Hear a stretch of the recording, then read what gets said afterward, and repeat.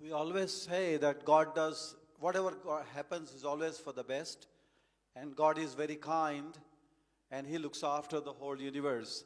Why people like Hitler ever existed and became successful, killing millions of people, and where would our faith go in terms of accepting God's wish?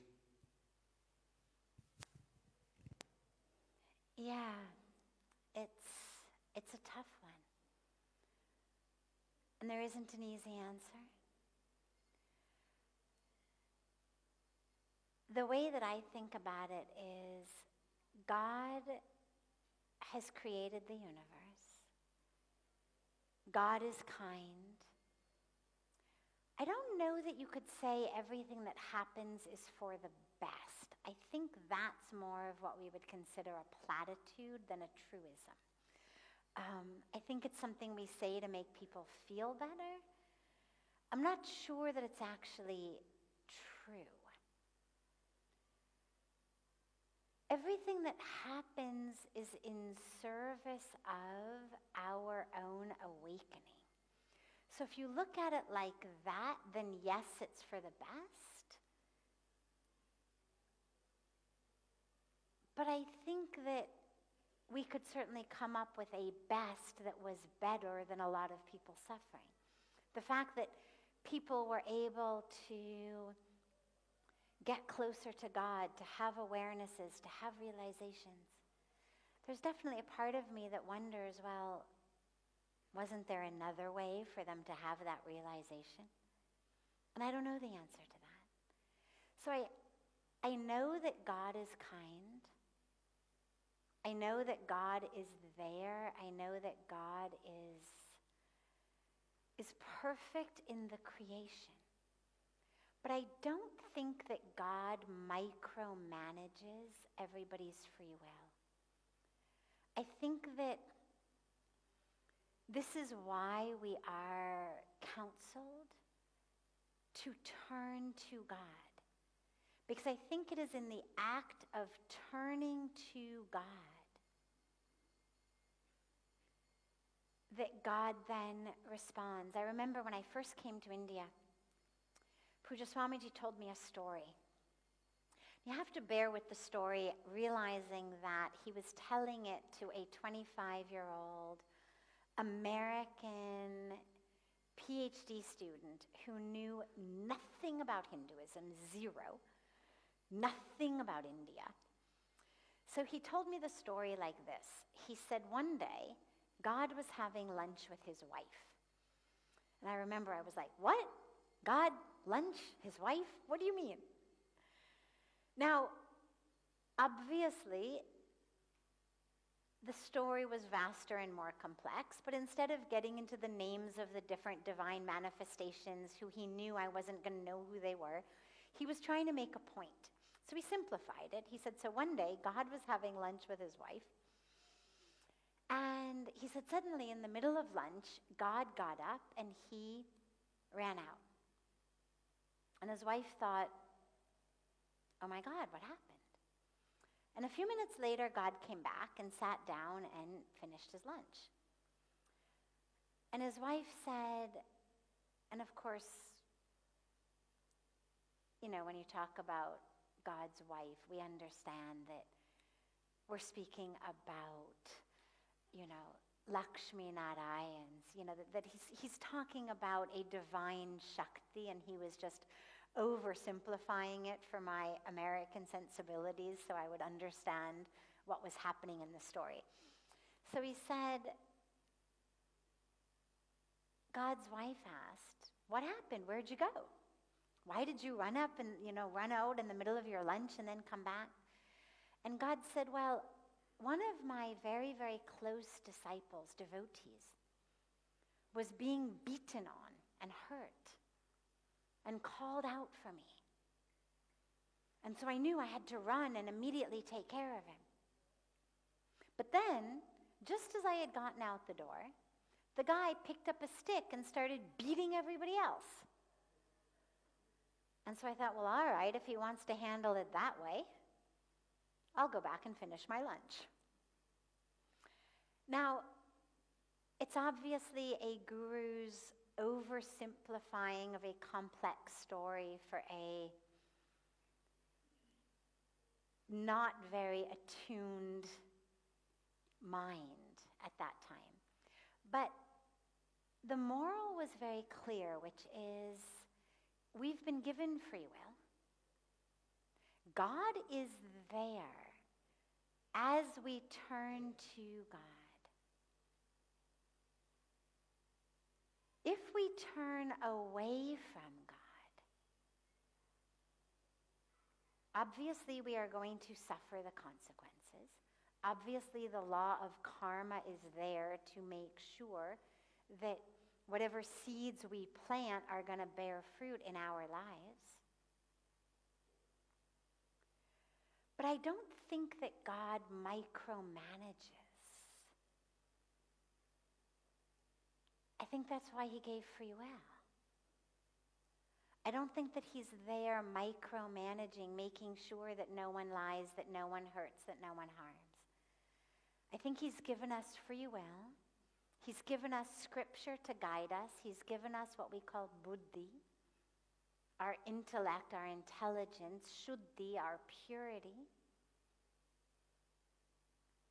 for us to use them, to turn back toward God. And yeah, as there is day, there is night. As there is light, there is darkness. And as there is goodness, there's deep, deep, deep, dark ignorance. We don't think so much about evil because the soul is pure. But there's so much ignorance sometimes that gets so attached to the body, to the way of thinking, that it absolutely blinds us. And when it blinds us, it hurts others.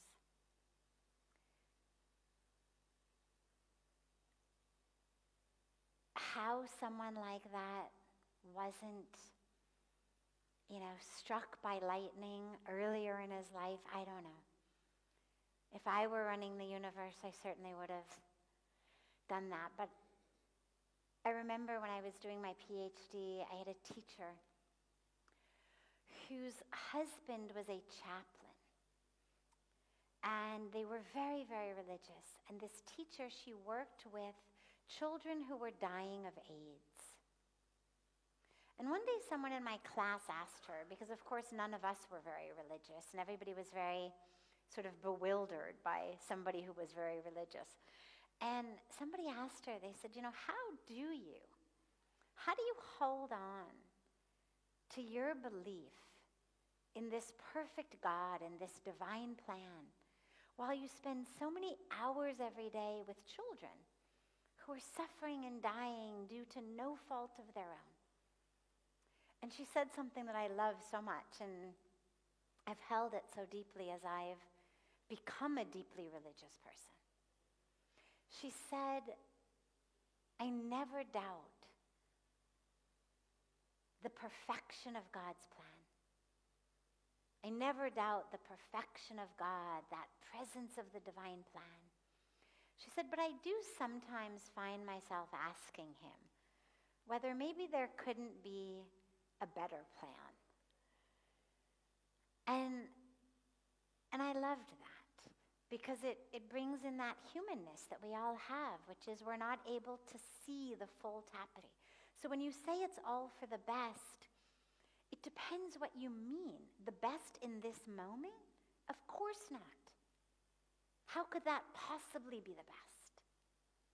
There's absolutely no scale whatsoever of any valid measure by which that level of suffering is the best. And if we expand the scale, and so instead of from looking at this intersection of time and space, those physical bodies that those souls had taken for that part of their karmic journey. And we're able to expand our vision of the tapestry. Not just decades, but hundreds of years, maybe even thousands of years. I do believe that there would come a time at which that vision of the tapestry would give us a sense of,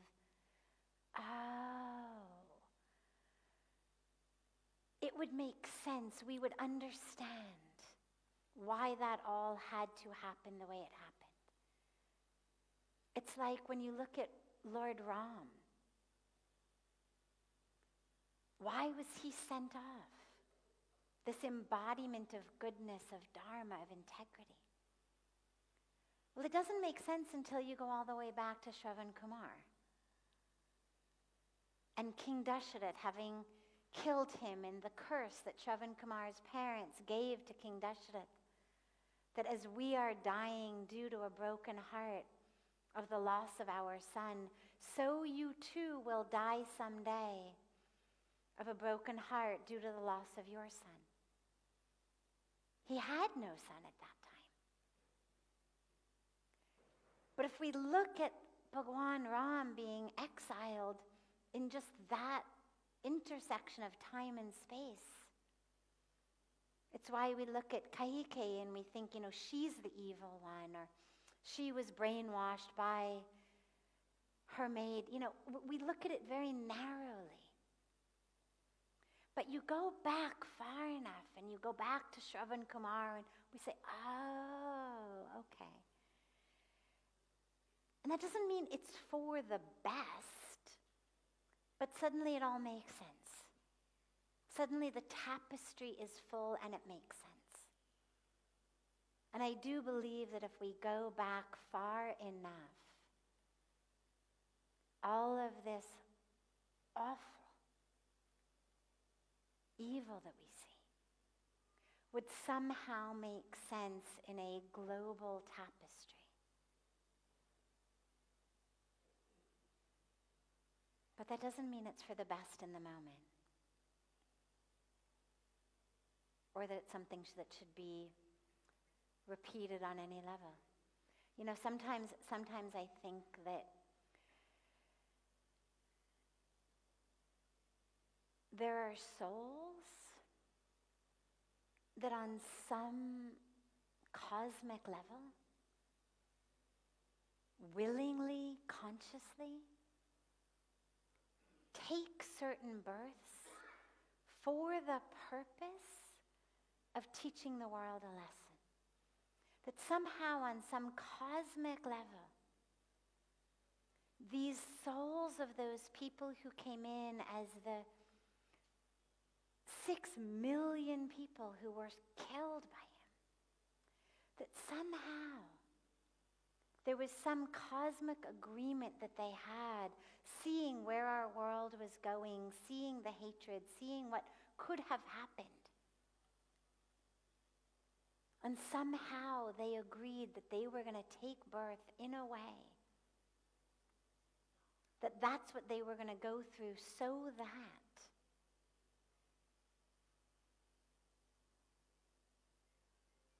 years later, we're still saying never again. 80 years later, when there is anti-Semitism that pops up, everybody stands up and says we need to address this. When there is discrimination, when there's violence, that people are so attuned to the possibility of what could happen, that there's an entire office at the United Nations of genocide prevention. That there's been a ripple impact in the universe, in the world of what's after that. That sometimes I think maybe the explanation isn't looking at how it could happen and what those people had done in the past, but rather a cosmic sort of covenant in a way that they all took to sacrifice that particular life in the service of a huge ripple impact on planet Earth. Yeah. Yeah, Bia.